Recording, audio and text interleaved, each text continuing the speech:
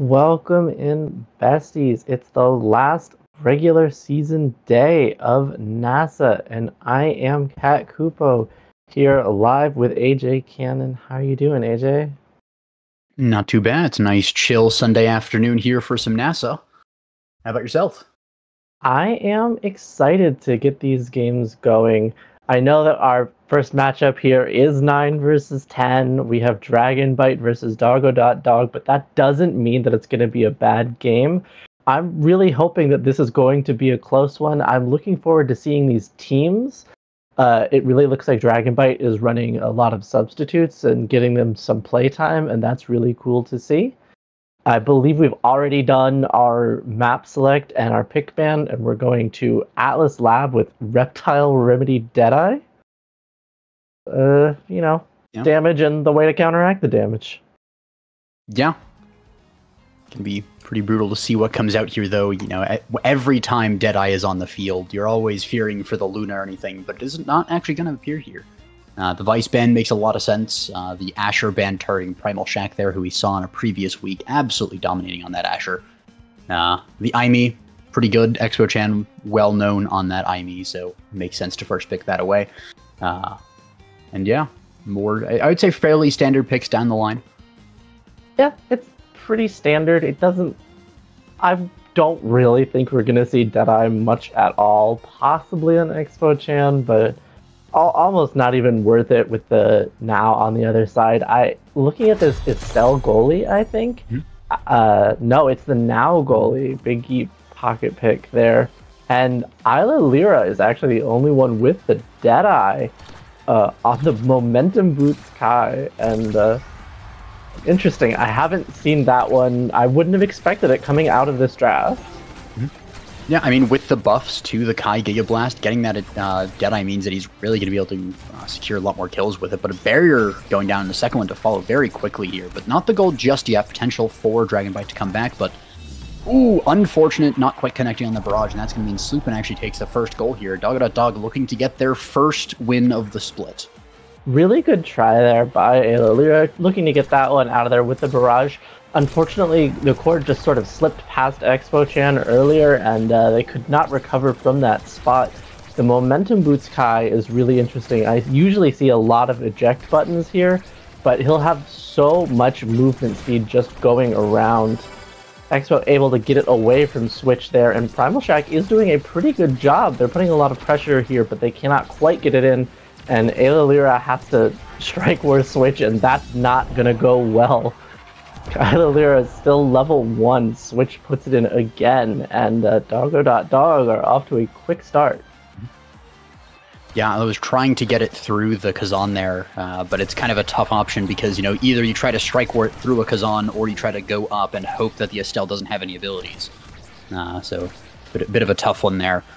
And yeah, Dragon Bite looking a little bit weaker in this one. They do take a barrier there. They are potentially just warming up. I have heard that these are some subs who they haven't played as much of a team, so they have to take a bit of time to lock in. And now you can see they're warming up. Expo actually managed to get that second barrier as well, I believe, with the Firewall Sentry. Core, though, going to Isla, who's going to clear it up and around, and now they're getting some team play, and now they're passing to each other. And now Dragon Bite looks a whole lot better as they score that goal. You say they're passing to each other there, but the last 4 hits or so were just Primal Shack, getting that dribble off the side. Even with the drone that Big Geep threw in there, really able to fight against it and push back. Great job by Primal Shack there to get that final goal. And Expo Chan takes a barrier pretty quickly. Seems to have warmed up, but that 3-0 is slightly more damaging. Gets both barriers, all barriers down, and this is a very chaotic point. Already only 20 seconds in. Yeah, but Primal Shack has the core. Going to use it to counter the piercing shot, but unfortunately for him, we're going to see Now actually able to counter that with an arrow. And Ayla Lyra core flip in front of the goal. The counter flip from Switch fails. The piercing shot, though, gets it around. Primal Shack whiffs a little bit, and now Sloopin has the core flip. Expo used the core flip, though, first, and now it's going to be a goal. Dragon Bite tying it up. Yeah, great job by Expo there. Good core flip, putting it in the top side. 4 flips were just used. The only person with enough energy to dodge anything is Big Geep, and we'll see how that plays out on this point. Switch able to push forward, but not getting much there. And Primal Shack is starting to get Big Geep's number, it seems like. Yeah, dialing in that first set can be pretty important, learning how the goalies clear and how the midfield's pass and how the brawlers try to score. And yeah, we now see Dragonbite taking the 2 barriers this time, completely flipping from the first one. But very quick points all around overall. Although this one could prove me wrong, as the Cyber Sweep not quite enough to save the barrier, but only 1 barrier going down for now. Dog trying to get the second barrier. Primal Shack has the passive, keep an eye on that. But for now, it's in the hands of Expo Chan, and now back in Switch's hands, who's trying to get the barrier, does get the barrier. The primary whiffs a little bit. The strike is really nice, dribble down into the bottom, back to Self and up to the top. Well done by Switch to take up that first set. Yeah, pretty sure Illaluria did not have a barrage left there, and when you don't have barrage, you don't have Giga, and Kazan is dribbling, and you don't really have much of a shot there. Some interesting things coming up in this draft. Quick Strike's taken out first, but we do see like Perfect Form Zentaro is a possibility, denied. Orb Ponderer, Missile Prob. A lot of really good choices. The Aerials is an interesting choice. Going to get a lot of extra range on those cyber swipes, but Amy players like that sometimes. Well, yeah, but it's also more range on that Glitch Pop and the Firewall Sentry as well, so we can see right there, able to deploy it all the way from midfield to the enemy barrier. And that's going to be a kill with the Deadeye there from Illaluria. Really nicely done there, finding the first barrier, as well as Primal Shack with a nice combo there as well. Expo Chan trying to get to the top corner, Glitch Pop through, and that's going to be the goal open. Illaluria playing super far up here, trying to secure a little bit more forward pressure, but now switches back in the game, and Ayla might have to pull back, but going to keep on playing forward is there, but misses the strike there. Expo Chan there playing midfield, has the glitch drop, the Cyber Sweep misses, though the barrage is good enough to stop Estelle from getting it through, has to use the Crystal Thorns there to get 1 barrier, but it is 1 barrier, and that's the second found by Switch. The arrow from now is really nice to keep it in his corner, and Switch just finds this angle to the top pretty consistently. I think, is it 3 goals now? It's exactly that same way? So it's at least 2, just finding this hole over and over. Unfortunately, we saw the aggressive goalie there from Illaluria get punished as soon as the core got over onto the side of Dragonbite. Both barriers actually went down. It's really hard to get it out from between these Atlas Lab barriers, and there it happens again, despite the use of the core flip. Core flip used on the other side as well, but both barriers down on both sides. If Kazan can use his extra range here against the 2 Dragonbite players, they might be able to get it in, but not able to yet. Expo Chan about to have flip. Sloopin uses flip, and oh, great kill from Primal Shack, and a pass from Expo Chan with the core flip. Great job by Dragonbite. I'm shocked at that kill from Primal Shack, I'll be honest. Yeah, it was a little bit weird there. It seemed like now it was outside the range of the ult, and I think that's why Big Jeep didn't actually dodge or anything. But I think it was just like the very edge of the now hitbox. And the Zen ult, I believe, does hit slightly bigger with the final big hit. So always got to keep an eye out for that. But yeah, that allows Dragonbite to secure 1 goal and now another barrier off of that momentum. But the Strike Wars are won by Big Jeep.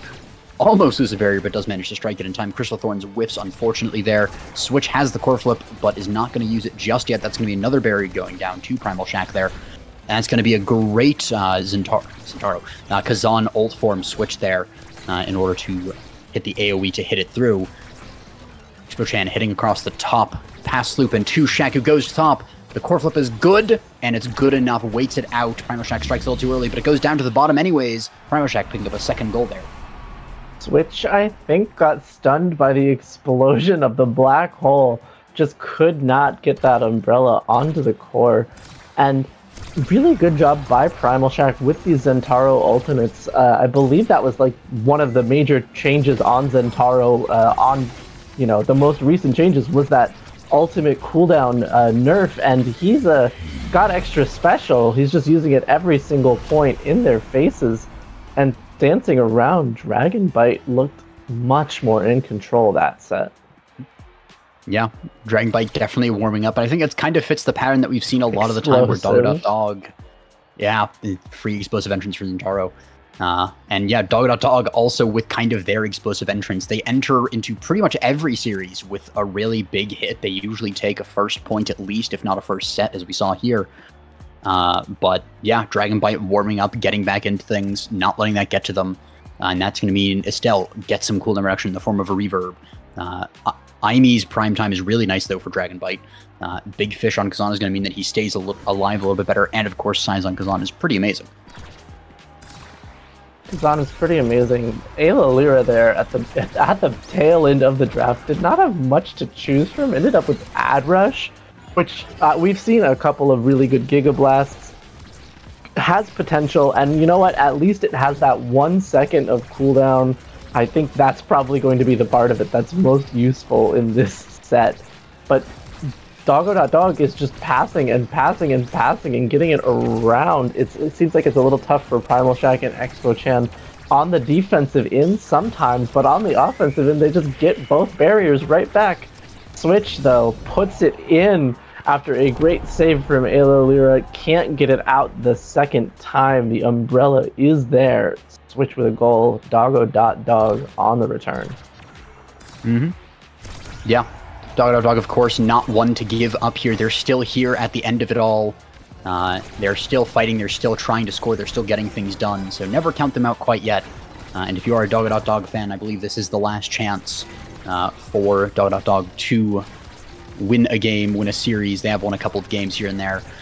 So keep an eye out for him. Ooh. Piercing shot goes a little wide. The Giga, though, gets it around, but Zentaro ult is going to secure it again. Primal Shack has the core flip, not going to need it. Going to actually fail the parry there as Big Jeep uses the core flip first. And it just goes into the black hole, goes around the Crystal Thorns, is good, and actually forces out the core flip there. A bit of a whiff by Ayla, who gets stunned up as the core goes in. Really nicely played by Dog. Nothing to do there. You don't have any evade, Ayla. Great beam from Sloopin. Switch puts it in again, and Dog have a lot of momentum here. Again, look at these energy bars. Sloopin just got core flip. Switch is almost there. Ayla Lyra's got nothing. And Primal Shack is dead. So, really big energy advantage for the team that's already up 2-0. Switch about to get core flip. Sloopin has it, trying to get it. They both do now. Just got to get it in one time, and there's the set. Doggo.Dog looking strong. Yeah, we saw Sloopin and Switch really just piling on that bottom side with double core flip, saying, it doesn't matter what you do, we have 2 core flips, we're just going to run into your face, and whatever you do, we're just going to core flip your defense. So really just nice aggression from Dog there. Kazan has a lot of really good pickups here, potentially like Rampage on Atlab, pretty nice with 2 barriers.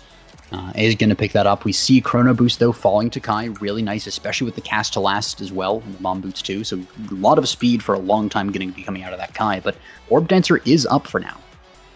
Orb Dancer is up, but actually Switch has Orb Bonder and did not end up taking it. So we have the orbs both on Doggo.Dog on different players. And then we have a really interesting 1-2 punch there on Primal Shack.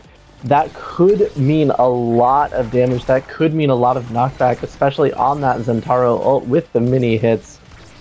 Could be good, but you have to get in position for it to be. Ayla Lyra doing quite well to defend this barrier, but as soon as they say it, that's a caster curse, right?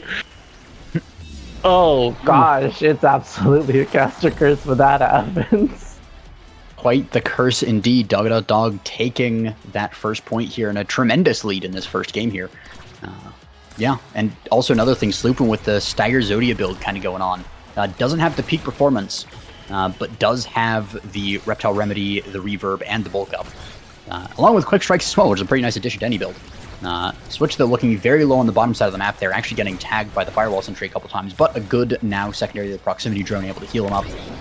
That's going to be Switch dying to try and get a shot on, but it's not going to work. The Black Hole's going to explode, sending Ayla Lyra all the way to the other side of the map as the barrier goes down. The core flip is really nice, though, from Expo Chan, as a Cyber Sweep got her into position for that. Beautifully done.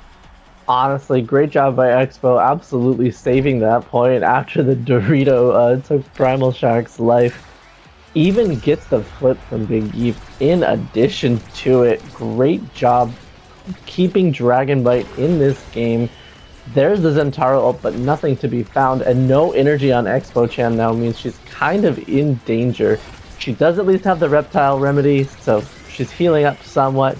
and a flip from Ayla Lyra gets one barrier, but pretty scary spot to be in afterwards. Yes, the second barrier goes down to Switch. Sloopin has this core flip, waits out the barrage, puts it in, and Doggo.Dog are 1 point away from taking this game. Yeah, and also Expo there 1 frame away from actually saving that with the cyber sweep. Had it warmed up and was in the animation at the end of that point. It was just slightly too slow to stop that, but I had a great prediction to exactly where the core was going. That's going to be the sad boy double there, going around 1 to get the 2. Beautifully done there. Good core flip angle, I believe that was. As it goes back to Sloopin, piercing shot. Expo Chen not quite able to get it out just yet.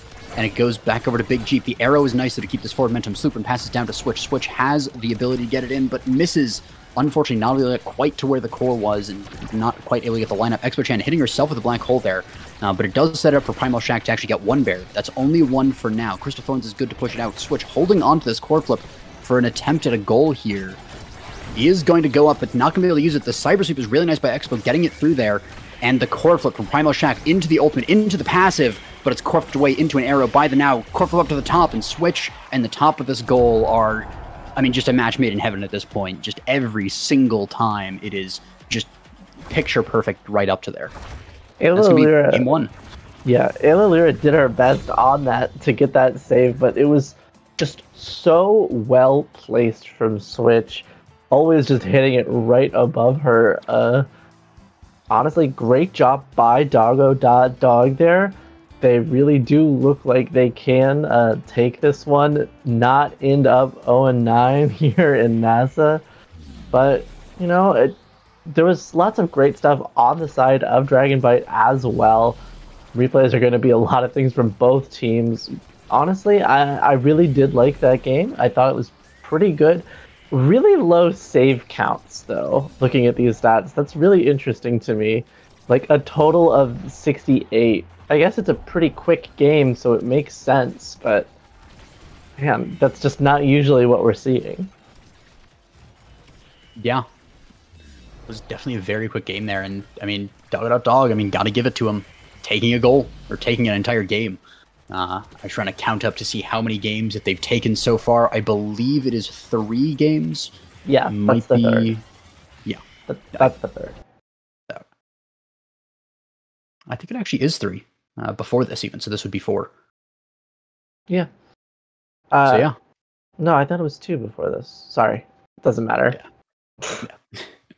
It doesn't matter. We're going to Clarion Test Chamber here very shortly. This is Dragonbyte's pick. We'll see if they can get something going there. I feel like it's maybe a little bit better suited to them, but you know, the bouncy variant is always a little bit hard to work with no matter who you're playing.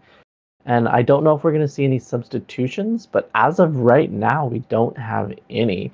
And if we don't see anything, what do you think is going to happen here, AJ? I mean, given that it's CTC, at least 1 creation character is going to come out, I think.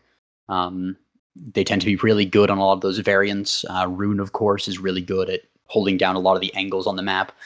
Now, of course, is a staple in almost any game, just a solid midfielder. Same for Era. Dubu and Atlas, usually not seen as much on the Clarion, but they do come out every now and then. You see them hold it down. So I'm thinking at least 1 creation character is going to be coming out, regardless of those starting awakenings. And of course, if it's going to be like a Monu start or something, we're definitely going to see a Now ban coming out. But yeah, it's always interesting to see what teams cook up on Clarion because of the different variants. There's so many different things that you can do with the map. Yeah, absolutely. I'm wondering if we're going to see the Now again for Big Jeep if we don't see the Monumentalist. It sort of makes that threat always present when you have the Now on your team. And, you know, if she pops up second in a draft and Monumentalist is there, do you deny it? You always have this question. You always have this thought that teams are going to have to get into their heads. And I feel like Big Jeep's Now was pretty good there. I really did like some of the Doritos. It looks like we have Reverb and Prize Fighter. So, again, more damage and slightly more survivability. But this one doesn't heal you, so it's still a little bit easier. Could be very dangerous. We see the Asher banned out immediately. Yep.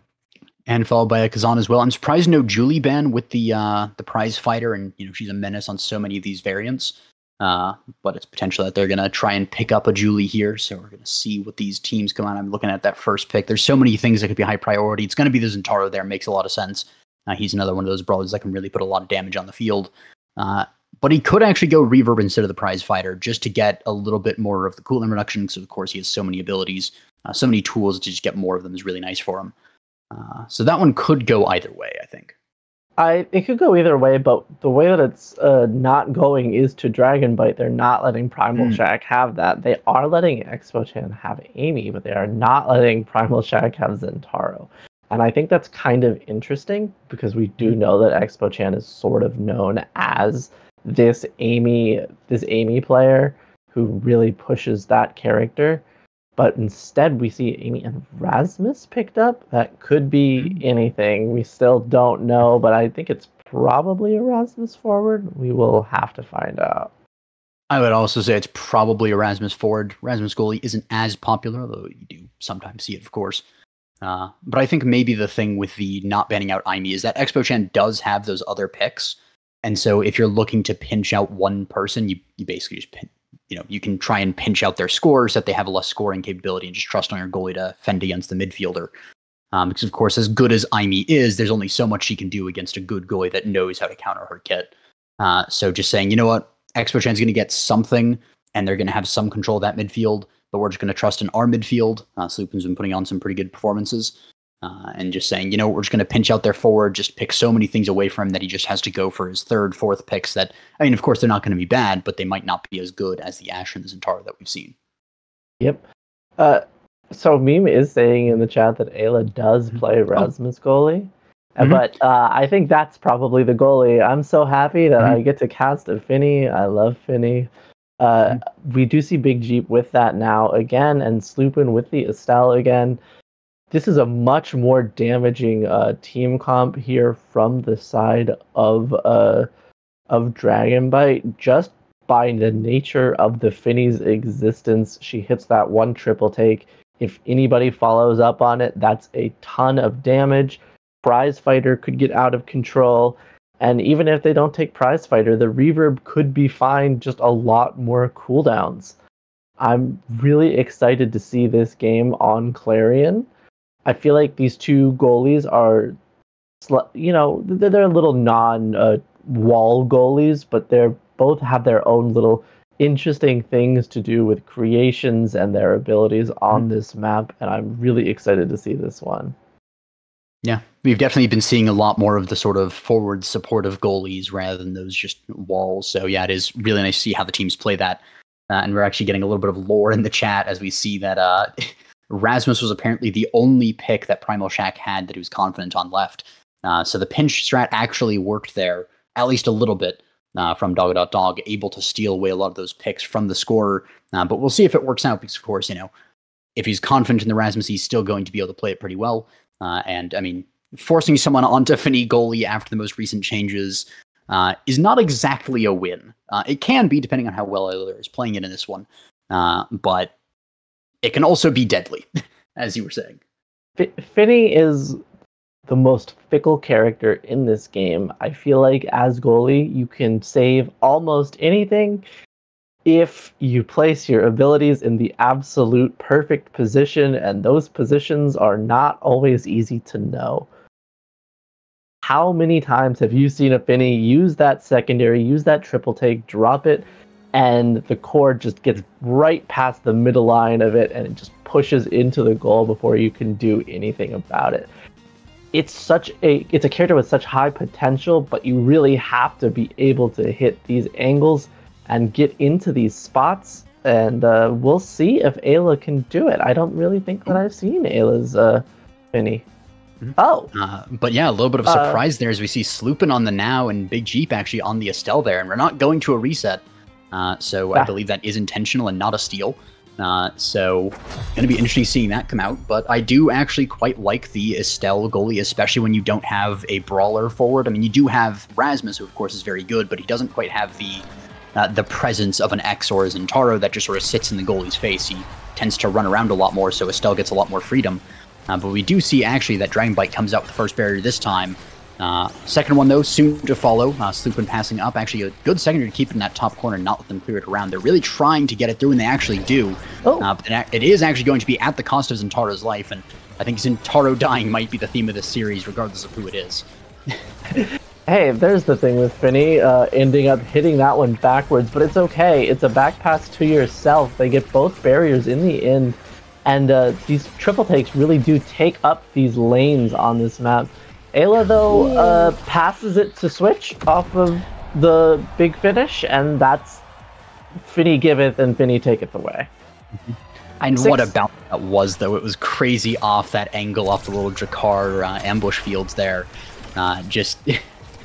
Yeah, that one's a hard one to predict, so no, not too much shade on Ayla for that, but definitely was not an optimal play. We have 6 reverbs in this game, by the way, AJ.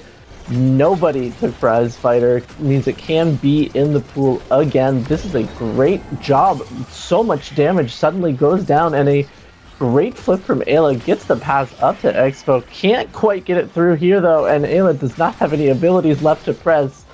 So one barrier does end up going down. Switch has almost no health, but almost a full core flip. But it does not matter. Primal Shack will put it in. Great job. Great glitch pop from Expo, hitting it right back up there to Primal Shack. Got it past Slupin and Big Jeep, even with the flip on Slupin. Yeah, and yeah, it was a little unfortunate there, but I think Slupin saw that the core flip would have just been a little bit too short, so didn't even bother going for it. Likely would have just been a whiff in the waist. So good patience there by Slupin to just give the goal instead of giving the goal and wasting core flip. But definitely a bit of a sad one too. And we see another pass to Primal Shack, and we're starting to see the weakness of this Estelle goalie in that melee. As long as your team can control the midfield and control that, just keep the core afield, Estelle goalie is great to keep that pressure up. But as soon as the core goes onto your side of the map, there's not a whole lot you can do. Even missing the strike shot there is actually brutal from Big Jeep there. Wow, great save from Ayla Lyra there in the end, and another one there from Big Jeep as well. Both goalies performing really admirably here. I really was, on the last point, really impressed by the angles of the passes from Dragon Bite to each other. Expo to Primal hit some really good angles. Big Jeep ends up missing there, but a great dribble from Switch off the bouncy wall means that Ayla cannot get it there in time, and we're on 2-2 set point here with the expanse in the middle. Yeah, it was just a massive brain play there from Switch, as he gets the own barrier there to make the other team play up, so that way it's easier to score the goal, and that was definitely the calculation that was going on there. Great counter there by Slupin onto the core flip, means that the core stays away from the team's barriers for a little bit longer, but a missed strike is going to be a little unfortunate. Switch just going the wrong way for a second and being out of position. Just a tiny bit, unfortunately. Zentarro not quite able to lock it down. The core flip was great, and Illyria actually fails the counter flip. And that's going to be the core going into the goal here, and that's going to be Dog taking this set. And that's a really nice start. They've got 1 game and 1 set, and they're looking pretty good for this. Potentially looking to take the series. Honestly, amazing pass there from Slupin, and there's the Monumentalist that we were talking about earlier. We have quick strikes also for the Zentarro. He's going to end up taking Peak instead, forcing the denial of the Monumentalist, which means now gets quick strikes instead, or stacks, and that's... This is a scary spot to be in for Dragon Bite when the first 2 picks there are so strong for Dog. The Orb Ponderer helps out too, and at least Rasmus gets some size. That's pretty good, but I don't know. It's a little bit of a scary spot to be in. At least Ayla has the stacks. Ayla can move even faster with those, but that doesn't matter if that's not the reason that goals are going in. Ayla's already plenty fast, but there we go. Switch just pushes it right past the weakness, one of the weaknesses of the Finny goalie. And apparently a Dorito is one too. Great job from Slupin, gets the kill, puts the core in the net. Dog are really on a roll. Yeah, really well executed there by Dog, and you know, I mean, this might be a bit of a caster curse, but I only hope that they don't choke, because again, this is the chance for Dog to get their win. They could do it right here. They could get their first win of the split. They are so close to it. In the players' minds, this goes either two ways. This either goes, oh, we're on a winning streak. Oh, great play there as well with the kill flip into the goal. And it looks like it's going the first way, where they're on a roll, they're on their streak, their mental is high. The other way is we're so close, and that's when you start choking. That is the only thing I hope doesn't happen to Dog. You hope that it doesn't happen. It seems like it's not really the spot for that to happen, but anything can happen with these with this Estelle goalie here. I think can save anything, can let anything in. Ayla cannot quite control the core in the big finish. The triple take buys a lot of time though. Switch has a full core flip and the Zentaro passive strike here, but can't really get in position. There we go, great job, but the triple take from Ayla manages to keep this one alive. Big Jeep with a big pass around the side, and that core flip doesn't get anything. Unfortunate, and great saves from Ayla Lyra mean that somehow Dragonbite's still in control of this point. Yeah, but great patience there from Big Jeep, just waiting on the abilities, waiting on the dribbles, able to keep the core in there for so long, and really just diffusing a lot of these situations excellently. But Switch is very low here. Primal Shack does have the core flip, is going to use it after a self-dribble, but it goes up to Switch, who's able to use the ult, and it's not quite able to get the clear after a great triple take by that Fini. Now trying to clear around Primal Shack, who actually managed to get it, and Switch is now healed as well by that now. Brilliantly done.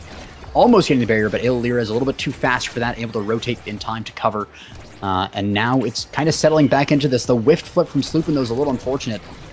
Stunned up the Rasmus, but not much more than that. And that's going to be Primal Shack not taking it with a great Strangle from Big Jeep there.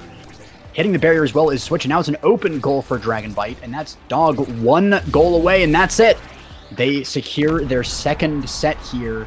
Dragonbite a little bit close here to getting to losing this entire series here, 1 set away, but also the opportunity for the reverse sweepiest of reverse sweeps, all the way from 2 sets down and a game. This is where it would begin. Fini has to deny perfect form, but explosive entrance is right there, so maybe Fini just ignores both of them. That's not the spot you want to be in here. Heavy impact on the now as well. It feels like Dog are just getting every single thing they want in these drafts, and Rasmus is getting Stinger. Not quite the same level of impact, I don't think. Yeah, but definitely could be the start of something if we start to see some damage coming out here. Now, we've seen a couple of kills, but that's not the start you want. Switch with a beautiful play there, passive straight through Ayla Lyra. There's not a whole lot you can do about that because it hits you as well. So just beautifully played there by Dog again. That's a 7-second point right there. Let's see if we can get another one. 1 barrier is already down. 2 barriers are already down before 7 seconds. Again, Big Jeep does save their second barrier. 1 clear from the side of Dragonbite does mean that the point will last longer than that, but both barriers are down already, and it's a really scary spot, especially when the Expanse just passes it to Switch, and suddenly Dog are on match point. That's how many points in a row? 7? Yeah, and this is series point no less. So this is the opportunity. Dog potentially winning their game.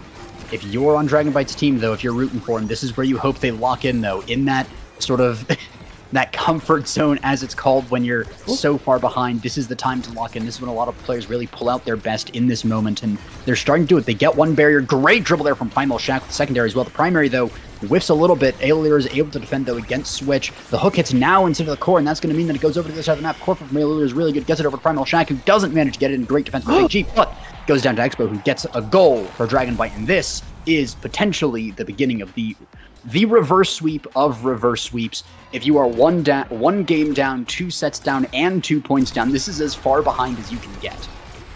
Sloopin did not see that that glitch pop angle, but Expo-chan sure did. That Amy Mastery coming in clutch, really doing a great job to get that goal in. But now we're in a little bit of an awkward spot. Big Jeep with a full core flip. Ayla Lyra with just enough energy to evade one thing, and Primal Shack is running and running, already broken. One barrier does go down, and Expo is putting pressure down forward here, so eventually Switch is able to push it up. Importantly, Primal Shack healed up and has survived that big damage, but look how much is just coming out from the side of Doggo.Dog. They're both pretty low now. There he goes, and Switch gets one, Switch gets two. Ayla Lyra looking to get this out. Expo does manage it. Big Jeep is here, gets the flip. Great triple take with the save, but not enough. To the top corner. Sloopin hits Doggo.Dog their first win in their last game of the NASA season. Congratulations to Doggo.Dog not being completely swept in NASA. They got their one game. They came back right at the end. And you know what? This might be the beginning of the training arc for the Season 2, giving us a taste of what's to come. I don't know if they're going to be around next season. I don't know what's going to happen there, but if they do, this is the beginning of it. I mean, you know, if you're going to go into the next liftoff, at least you want to end on a win here, and that is what Doggo.Dog were able to do. Great job by them. Such crisp passing plays and really good offense. I'm so surprised by the switch up, by the Sloopin ending up with the Now this time instead of Big Jeep, but it paid off. It seemed like Sloopin was able to do an awful lot with those drones, and Big Jeep was generally able to hold things down with that strike shot. Estelle only touched the core the least of their team, but doesn't matter. That just means you're keeping it up for your forwards to deal with, and that's a winning recipe for Doggo.Dog. Yeah. Just really nice to see Doggo.Dog just taking it away. I have not much more to say on that. It was just beautiful to see. Yeah, it was a really good game from them. I was really impressed. I probably would have been more impressed if it wasn't 2 subs on the side of Dragonbite. I just don't think they've had the same sort of game experience as Doggo.Dog have had. I think they've been playing together much longer generally, and I think you could sometimes see that in their play in that game. Not taking anything away from Dragonbite, they did play well, but you could see the moments where they knew exactly where other people were going to be. Sloopin fed it straight to Switch a few times in angles that I would not have seen and would not have felt comfortable with if I didn't know that my forward could hit that, you know? Mm-hmm. Yeah, definitely that sort of team play difference. It's really only a thing of experience. There's not a whole lot you can do against that other than just play more in a tournament setting, because even norms and scrims aren't quite going to do it in the same way as it will in, you know, a game like this. So it's good for Dragonbite also to give their subs a chance to play. So good on them for doing that. And I think go ahead. No, yeah, we can cut to, I figured you were about to do the same thing as me. Quick cut to break after mentioning that that's the first win for them all season, but that's the remnants of Quest Esports, who also went, I believe, 0-9 in Nassel. So this is their first win since like landing in December, season 3 landing. Long time to go winless, but you know what? Keep pushing and you'll get there. That's the lesson here. Mm-hmm. But I think that'll do it for me. I think you're coming back, AJ. So I will say bye to everyone out there, and we'll see you soon.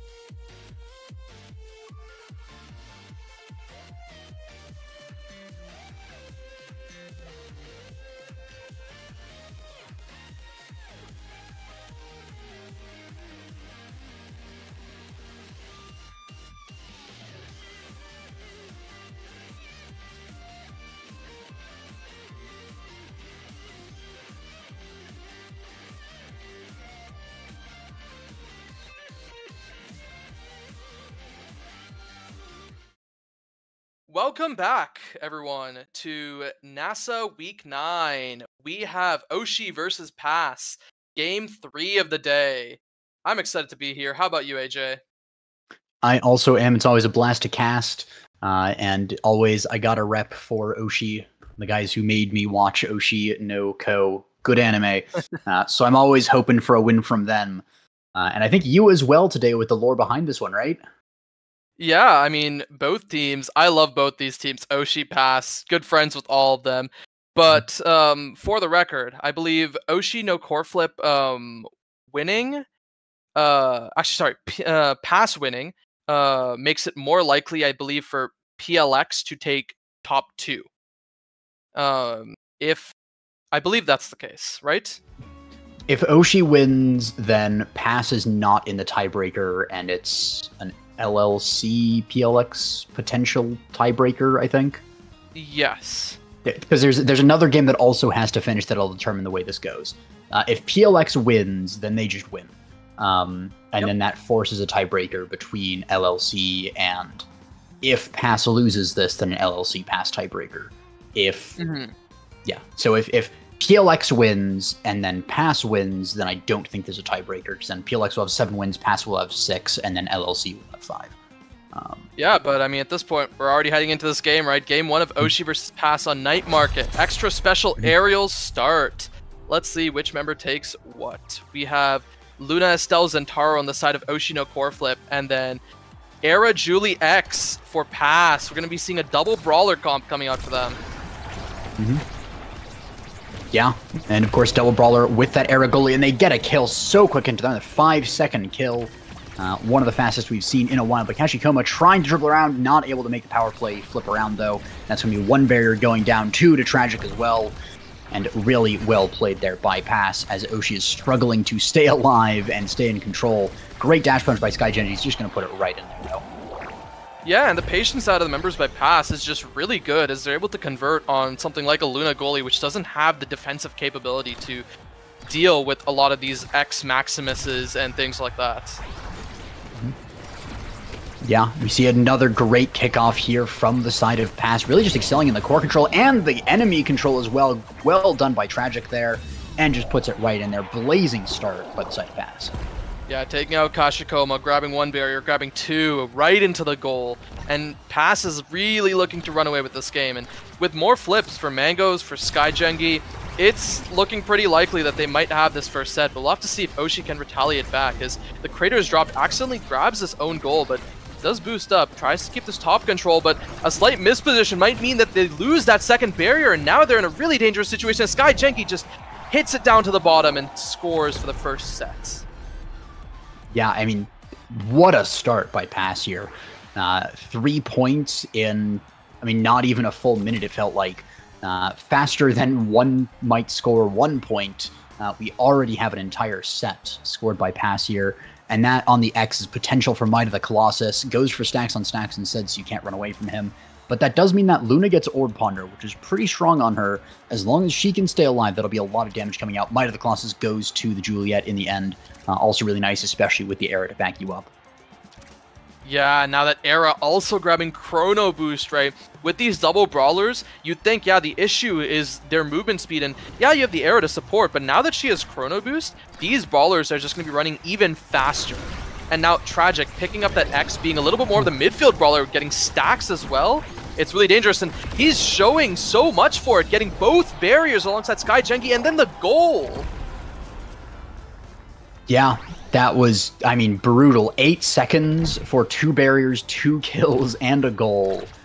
There's so much stuff packed into just that little bit there, and Pass is really running away with this one. And, you know, especially because it's this Era X comp, you expect it to start slow and scale late, but, I mean, starting like this, I can only imagine if they're able to scale, if the game even goes that long, and they don't just take this next set, it'll be absolutely brutal. Yeah, I mean, typically the answer to these double brawler comps is things like the Vice, the Luna, the Aimi, just damage that's ranged that can kind of threaten both with core control and damage, but it's not looking like they're putting much damage onto them, and instead Lang is getting beaten up by Tragic with the X Maximus, with the Bewitching Beam, but he still survives for the time being, but maybe not for long, as he is looking very staggered, taken off by the Bull Rush, and now Kashikoma is in a 1v2 in this midfield. Great strikes out by the side of Pass, and the Bewitching Beam sends it up to Sky Genki, but there is a moment of just slowing down in favor of Oshi. Yeah, really Oshi needs to focus on slowing down the game. As long as these blazing fast plays are able to come out, then Oshi's not really going to get a chance to do anything. But the longer the game goes on, the more value that Orb Ponder gives the Luna. Great strangle there as well to manage to save the goal. Does it again! Misses the dash, but the clear was already made, so really nicely done. Gets it out of the goal. Now it's in Lang's hand. Now it's back in Tragic hand, though. He gets it to Sky Genji, but not enough to get it in. Great defense by Merchant. Kashikoma whiffing the flip is not great, but it's good enough for now. Not quite dying there as well, but Merchant just a little bit too far up. Couldn't get down in time as we get to overtime for the first time in this game. Yeah, and I mean, with this set going to overtime, this does mean that things are a little better for Oshi, as they've kind of found a way to slow things down a little bit, but it might not be the case with the X Maximus being popped in their face. A great clear out by Merchant means that they have some time, but no, that barrier does go down, but Sky Genki is staggered. Can Lang, Kashi, Merchant, can they all find a way to finish Sky Genki off, or is he going to live long enough for this core to go and grab that barrier, which it does? And now Tragic in the 1v1, hits it up to that top side and scores right past Merchant. Yeah, that's going to be second set claimed by Pass there, but Luna does have a lot of those Orb Ponder stacks. She is managed to get that up there. Only at 4, not quite the 5, that you really want to see, but it's still a lot closer than it was. That being said, though, X getting the option of something like Bulk Up, 1-2 Punch, Prize Fighter, Quick Strike, Heavy Impact. Gonna go for the Quick Strike, but so many good options there. Estelle here, wondering what she picks. She could go Heavy Impact for more kill comp stuff. Is actually going to hold the pick for a little while, potential to maybe deny something. Goes for the Bulk Up there.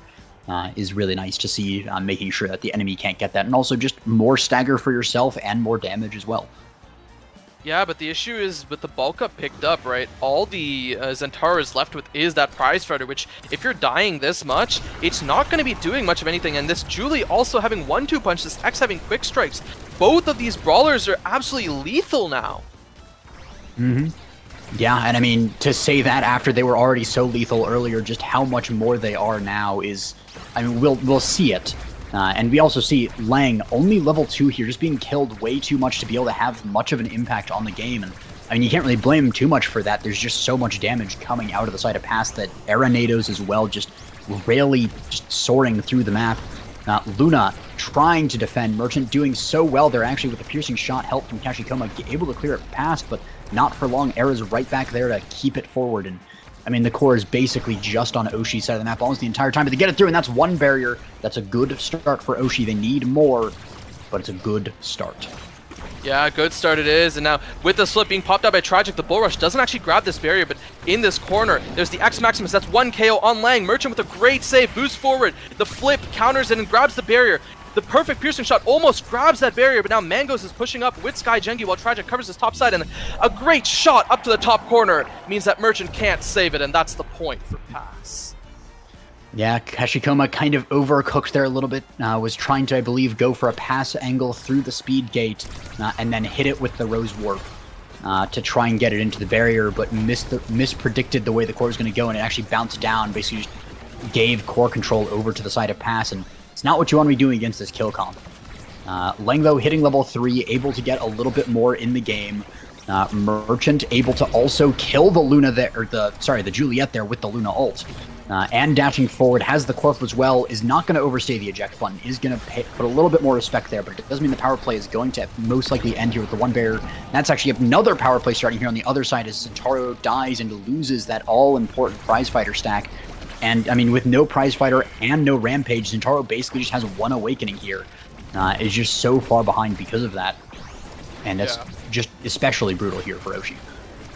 Yeah, but a great series of plays by Oshi means that they can keep their barrier alive for a little longer. The flip out by Merchant means it's a great clear to that bottom side. Now Lang has a chance to show if he can get that barrier. No, the Crater sends it back, and now Lang is dead once again. Merchant and Kashi in a really tough situation as Tragic keeps hitting it forward, and that is the goal! Well played by the side of Pass.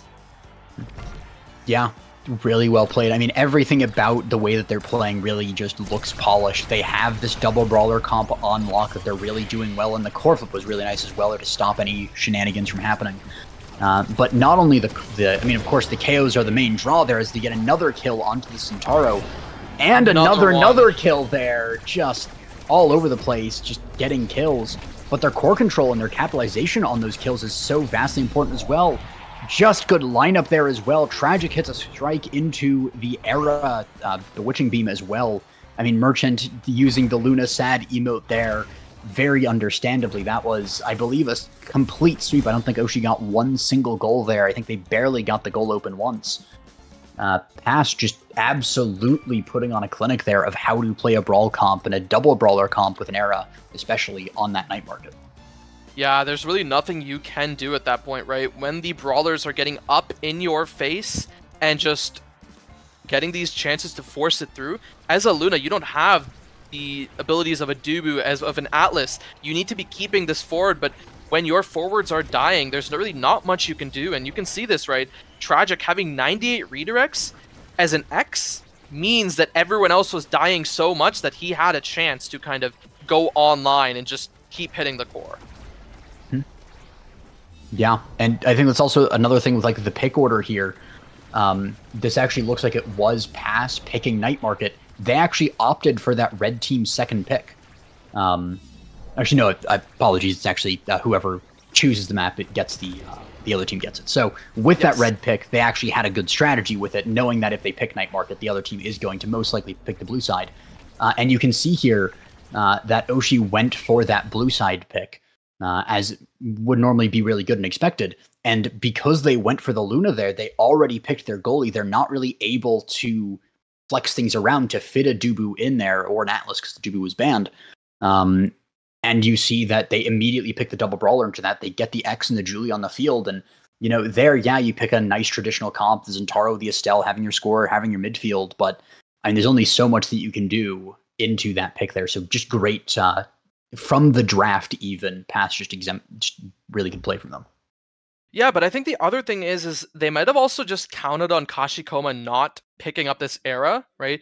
By picking X Julie on 2-3, you're kind of saying you're not playing Era, right? If you play Era, yeah, we're not in a great situation, but they just thought that he wouldn't want to pick it up, and well, they were right. He picks up this Estelle, and that leaves the Era completely open for Mangoes to take uncontested. Yeah, that is actually a really good point there. If you deny that Era is a very different game. You could, of course, go with a Now or something, but Now is not quite the same as Era, of course, with the Bewitching Beam and X is just such a good combo. Just all of the size on it, which is actually another thing I'm surprised by. Not totally surprised by, but the X actually opting for the stacks on stacks instead of the Might of the Colossus, sort of spreading the power around so that the Bewitching Beam can affect the Juliet there. And instead of going for the stacks of stacks, of course, you know, X with speed is really nice. You do get a lot of benefit from being able to run around. And of course, if you can't outrun the X who's using his X Maximus and really just beating you up, there's not a whole lot you can do. So, yeah. Really. And I mean, the X, right, being in this Era double brawler comp, being the typical midfield pick, that's probably why he wanted that stacks, right? Having the ability to kind of move around the map more, to contest this Estelle a little bit as the opposing midfielder. That's kind of why you want the stacks. And giving the Julie as Might of the Colossus, A, that means there's more size for the Julie to convert on these scoring attempts, and B, that's more power for the Julie to actually find with these dash punches. Yeah, it's a really good point there. And we did see those dash punches coming in. I believe it was 6 kills Julie, 4 kills X. 10 kills total for the side of Pass. I think Oshi only managed to get 2 kills in that entire thing, even with the Luna and the Zentaro. I mean, Estelle also helping out a fair bit too.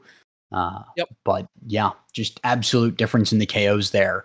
I mean, that is the biggest thing to set it apart. There are a lot of smaller things, and of course, you know, I can't really praise Pass enough for how well they played those power plays, because a lot of the times you see teams going for a kill comp like this, and you see them get the kills, and then they just sort of flounder, and they don't have the control, or they lose control, or they hit it to neutral space, and it buys so much time for their opponents to respawn and end the power play. But I mean, it really felt like somehow they had like 4 or 5 players on their team because they were getting the kills and then still having abilities, still having the ability to control this core in such amazing ways. So yeah. Yeah, and I mean, I think it just kind of happens with some of these mispositions, right? Out by Kashikoma, out by Lang, especially, right? Getting caught off pretty often. And then this allows these power plays to happen where you can just take one barrier at a time. It doesn't matter. As long as you're making some sort of progress without letting the enemies make progress, then that's really all you need. Now, with that in mind, we are going to be going into Atlas Lab. Do you expect the bans to be the same? Which I believe they were Vice and I think Kazan? No, Dubu, sorry. Dubu from the side of Oshi. I believe it was. Yes. I mean, it heavily depends on the Awakenings. I don't quite see, at the very least, the comps being the same, because Double Brawler is usually for those smaller maps like your Demon Dice, like your Night Market. I don't think it tends to be as popular on that lab, although I could be wrong on that. But I definitely think we're going to see a little bit more of a traditional comp, but I think it's definitely still going to lead more towards the KO, just not to the extent of Double Brawler from the side of Pass. Yeah, that does sound about right. And I mean, Atlas Lab in general is not as favorable for Double Brawler. Actually, coming a lot from EUSL, the only maps where Double Brawler has been so prevalent has been Night Market and also Taiko Temple over there, right? Where they run stuff like the Asher X, Asher Dubu, I've seen, few other things as well. I guess Dubu Zentaro, different things like that. But yeah, once again, the Vice ban repeated because I guess of a Prize Fighter start, Glass Cannon start, both amazing Vice picks. And on the opposite side, banning out the Now, probably wanting to opt for some sort of kill comp on the side of Oshi. Yeah, and I think also it could be an option, like you were talking about earlier, to take away the era. And if you take away the era, you take away the Now. They're sort of the sort of main midfielders for a lot of these comps that rely on having a slower brawler buffed with speed. You can throw in a Mako goalie and kind of a Mako midfielder or a Mako forward, but those are far less popular. And I would say oftentimes objectively bad in a lot of cases. So we might see something like a Mako goalie come out if that's the angle here. Of course, Oshi does have picks 2 and 3.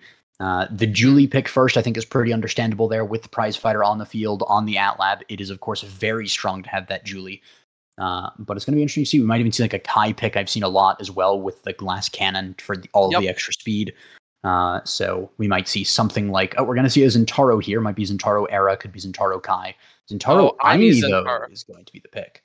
Actually, this is 2/3 of this very strong comp right now. The Vice Aimi Zentaro, which, for the record, as of late, has been replaced a lot with Finny, right? Because Finny, is an amazingly strong goalie, and we might even see that picked up here by Pass, right? We might see something like the Finny era Julie, Finny Kai Julie, even, right? Because I know Tragic really loves this Kai pick and has shown to be pretty good. But no, this is just the Mango's Atlas with the Tragic Kai, actually. So.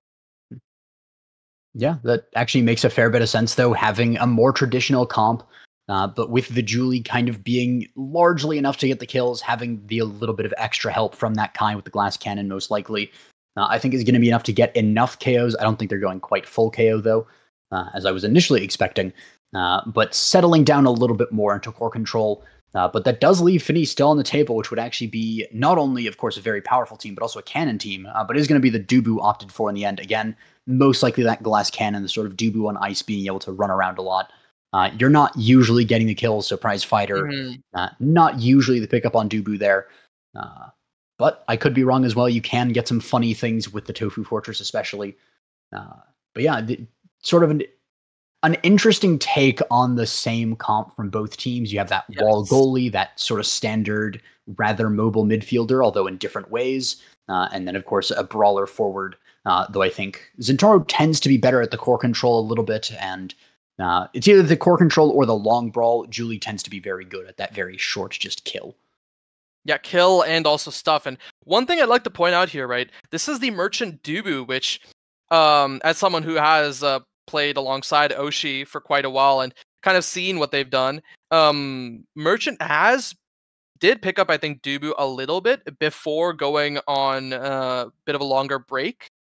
But I'm pretty sure this is his debut for his Dubu in a competitive match, right? He has, in terms of defensive goalies, he's played the Mako, he's played the Atlas, but I don't think he's played the Dubu up there yet. Yeah, kind of surprising because Dubu is sort of one of the standard picks in so many things. He's just generally really good at holding it down. But of course, Merchant does tend to really like that Luna there, and I think I've seen on a couple other goalies, although I can't say exactly which ones. Vice is his main one, right? That's kind of why they're banning it out from him. Okay, I was gonna say I think the other sort of ranged kill goalies, but I couldn't exactly put the names on them. Didn't want to yap too much. I've yapped a lot, but I'm not gonna yap that much. But yeah, so good that you're here to confirm with the insider knowledge. But yeah, the Dubu is definitely terrifying to go up against. He really can be a phenomenal wall, but if this is the first time that Merchant is really playing it at this level, it might have some gaps that can be exploited. Yeah, and especially, after how Tragic played with Last Call yesterday, on the Kai as well, right, on Oni Village, we're gonna have to see if Oshi no Core Flip is able to stand up to that, because that Kai, I'd say, was the outstanding performer that game for that Oni Village game, right? And he was just completely running rampant with it, running circles around Bun Bun that game. And yeah, if the same level of performance is seen here today, there is a chance it could be a 3-0. But I'd like to believe after that first game, this is Oshi's map pick. Maybe they can kind of clean a few things up and then come back. Yeah.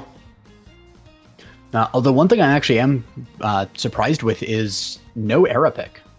No, Tragic, of course, opting for the Kai there on the more open map, of course, is very nice. But with how good the arrow was shown to be last one, I'm kind of surprised that didn't get a higher pick order in this one, because you kind of see in a lot of series where certain characters will be contested more in that series, whether it's because of the current meta or just because of the way the teams play them. But not seeing that at all is actually rather surprising for me. Yeah, I think the main reason is just this current meta, right? Era is not seen to be nearly as good of a pick as your Aimi, your Now, your Kai, and even the Estelle, right? Era is really only picked as a situational pick for that X, and just in general, sometimes those double brawlers as well. Right now, Era doesn't have nearly as much of a presence in the midfield as all those other picks. Another good goal there by Pass. Lang was actually in the midfield. I was watching him duel the black hole there and barely survive with a dash. But a good find there by the team of Pass there. SkyJengi, the one to put it in the end. But a lot slower than last time, partially because it is a bigger map, but I think also Oshi might be locking in a little bit more. They take a barrier. It's seeming a lot more even now that Oshi is not being essentially farmed for experience with all of the different kills that were happening last game. But that, as I caster curse it and Dubu immediately dies, really unfortunate. But so far, the goal not gonna hold. I caster cursed it just by thinking before I even said anything. Kashikoma trying to go for a strangle there, but not quite finding the clear afterwards. Yeah, good attempt on it, but unfortunately it wasn't enough, and it did go slightly past him, but maybe they can turn things around, right? But Tragic, pushing up with this flip, passes down. SkyJengi does close out on this first barrier, but on the opposite side, Lang almost gets his barrier, but Tragic is holding for a long time, but is nearly taken off the map by the Oni's Blade. Two members of Oshi no Core Flip have their flip. They're ready to push up. Lang waiting in position for any sort of pass from Kashikoma. A strike is what gets it, and now Lang has a chance to close out. The EI rush, the cyber swipe, everything is dumped, and that's the goal. Yeah, a goal from Oshi here in the first set. That's a whole lot better than the last game. They are showing up, but also, you said it there, everything dumped on that. We have one core flip and the passive from Zentaro, and that's all they have at the beginning of the set, but actually it's really nicely held there by Oshi. They actually contest the core flip. Zentaro does die, so it's going to be a power play here for Pass, but so far so good. They're keeping in neutral space, keeping away, buying a lot of time, but that's another kill. Dubu and the double go down. Atlas passes down to SkyJengi, but a great glitch pop is going to contest a little more, but dash punch goes in as Kashikoma walks away a little too far to try and contest passes. Yeah, good glitch pop, but slight misposition means that Mangoes can actually dime it up for SkyJengi to get that. And now Juliet might be rewarded with the quick strike or the catalyst. Great pickups, or might just have to take up the perfect form away from Zentaro. There's also Adrenaline Rush with all the kills that have been happening. Yeah. Not generally a top-tier pick, but when you're getting this many kills, it's an option. But Quick Strike's falling to Kai, perfect form. They wanted to make sure that they could deny the Zentaro as much as possible. The Catalyst going to Aimi means that Twin Drive is going to Zentaro, denies Atlas, and it's also fairly good on him. Atlas, Monumentalist, really good there. But the extra special falling to Dubu is a really powerful tool for him, so he gets that Tofu Fortress so much more often. Yeah, I feel like this is a pretty even draft, right? Yeah, Julie gets perfect form, and Tragic does get this Quick Strike, which is amazing on Kai. But there's a Catalyst that falls to the Aimi, and then the extra special going over to Dubu means that this Dubu can actually defend and even go on the offense a lot more, right? Which is something Merchant really loves doing. Yeah, and ooh, another kill there from SkyJengi, though, really able to capitalize so much on that. And then, of course, you know, Catalyst doesn't matter, energy doesn't matter if you're just dead before you can even dodge. But the punch actually isn't able to scare it through. The Atlas primary, that Astral Projection, also not quite able to get it through. The Core Flip is good, not quite enough, especially with Kashikoma there to double goalie really nicely. The Tofu Fortress kind of hems it in. We have an Atlas ult as well to keep SkyJengi alive. And the core is finally able to be cleared more to midfield. Tragic buying a lot of time, kind of dribbling a little bit, building up some energy with that quick strikes. And we see him have the core flip now. The black hole is available there to be used as a tool. Tragic was hovering around it. But so far, it's just being never mind as Dubu goes down along with the core. The goalie going down with the ship as SkyJengi just puts everything in the goal. Yeah, I think that's the second time that Merchant has just been punched off the map. I mean, the other one being up top didn't score the goal, but it did kind of fall into that later. But now we do have the side of Oshino Core Flip pushing up this bottom side. Tragic has his flip. Actually, two members of Oshino Core Flip are taken down by Pass, and now Merchant has a 1v3 to try and win. But no, that's the first barrier down. A passing play is all they need. Pass, pass, no pass as Tragic sends it to the bottom corner. Yeah, brutal there by Pass, really taking advantage of the opportunity that Oshi presented by walking too close to the edge. Beautifully set up as well by the clears down to the bottom edge. Just like that, they keep hitting the core to the edge, and Oshino Core Flip is falling for it hook, line, and sinker every single time as they just, there's like, oh yes, core on the edge of the map. I'll walk towards the edge of the map to get it, to control it. And then Julie is just sitting there with the devious eyes, just, ah yes. So you have chosen death. Misstrike. Yeah, it's unfortunate misstrike by Merchant, and that does mean that the side of Pass can just finish off this set. Yeah, and I mean, it's just absolutely brutal there. We see as well this Juliet with the pummelers and a 3-stack surprise fighter, although that will be reset going to the next set. Really unfortunate for Oshi to even have that on Juliet there. Of course, it was one of the starters, so there's nothing they could do about it. But that is actually the only prize fighter in the game as well. Everyone else going Glass Cannon. We never really talk about that. But we see here, Missile Prop on the Dubu is really nice, but Chrono Boost on the Kai is going to be able to push around and move around so much more. Heavy Impact going to Julie, of course, is also just a menace. Rapid Fire on Aimi, though, is really nice. Explosive Entrance falling to Zentaro is amazing. But stacks on stacks on Atlas as well means that he can push up a lot, too. Yeah, and there is a chance, yeah, I mean, the side of Oshino Core Flip has this mobility, but it might not matter as the speed on the side of Pass might just be enough to contest it between the Kai, between the Atlas, right? Everything. And Lang almost taken off the map. Awkward interaction means that he does get to live for a little bit longer. This explosive entrance, EI Rush, means that first barrier does drop, and trying to get the second barrier as the side of Oshino Core Flip is now thrown onto the defense, but maybe not for long as they do get it forward. Yeah. Glitch pops as well from Kashikoma to keep it forward. Tragic, though, with the quick strikes and the chrono, able to just contest so much for so long, just winning the interaction on the bottom side of the map. Lang tries to find an angle on the bottom, but it's not quite going to find it. Tragic dodging out of the way of the cyber sweep as well. Merchant getting dash punch, but saving the barrier for now. The flurry as well. Core Flip comes out of the Aimi just to survive. The barrier goes down. Great find by Tragic on that. As we see Tragic passing forward to Genji, kind of to himself as well, just kind of runs back up to neutral, to the neutral territory to get it. And Merchant has the core flip, is going to try and save it, but is probably going to have to burn it very soon. But a clear is really nice. Oshi manages to get it to the other side here. The core flip was whiffed by Merchant even after all that saving. Really unfortunate. But it isn't in the goal just yet after the angle isn't perfect. The punch not enough either. The Astral Projection, though, from this Astral playing super far, or from the Atlas playing super far up, even with Strike Shot with secondary, not quite enough to get it just yet. The Giga's really good. The Strike Wars, not good enough, though. Lang dashing down with the Explosive Entrance, not able to get a Tragic. Down in the bottom with the Barrage, not quite able to get it either. The Trophy Fortress goes into a core flip from Atlas, and the Atlas clears up to the top. The glitch pop misses. SkyJenky's got it again. He dashes down, but he doesn't have the punch there. He uses it to dribble, but it's not any kills. It's not any major pressure here. It just keeps cycling around. That's what Oshi needs. They need to slow the game down, get the control. The Giga goes wide. The Astral Projection, though, finds it against Lang, and Tragic able to pick it up. Yeah, for the time being, if they can slow it down, it might be good for them, but this is a really difficult situation. Kashikoma and Lang both almost have their flips. Now Kashi having the slip. Lang burning it to try to take off SkyJenky, but doesn't manage to get it. Now Merchant has to continue this Dubu performance of a lifetime against all these abilities. The flip out by Kashi, top side, Giga Blast, down to Tragic, down to Sky. And now Kashikoma places down this Firewall Sentry. Lang isn't in position to receive, and now he finally gets his pass, and now he has to make something work. The EI Rush means the second barrier is dropped. Both barriers on both sides dropped. Now we need Oshi's forwards to get this goal. And no, it is the dash punch that secures it in the end. Yeah, absolutely tragic by Sky, by the side of Oshi there. They were so close, but SkyJenky's able to get the core, puts it in with the dash punch. Of course, not being bothered for a while means all of those abilities are back off cooldown. And that's just another good pickup, though, by Oshi, though. Getting the first barrier, the Giga Blast manages to go the other way, though. And we see Merchant almost dying, but it's not quite a kill flip from SkyJenky there. And we just see this core going around and around and around, finding the barrier there tragically. Oshi has to lock in here. They're so close to losing here, and this would be the series if they do.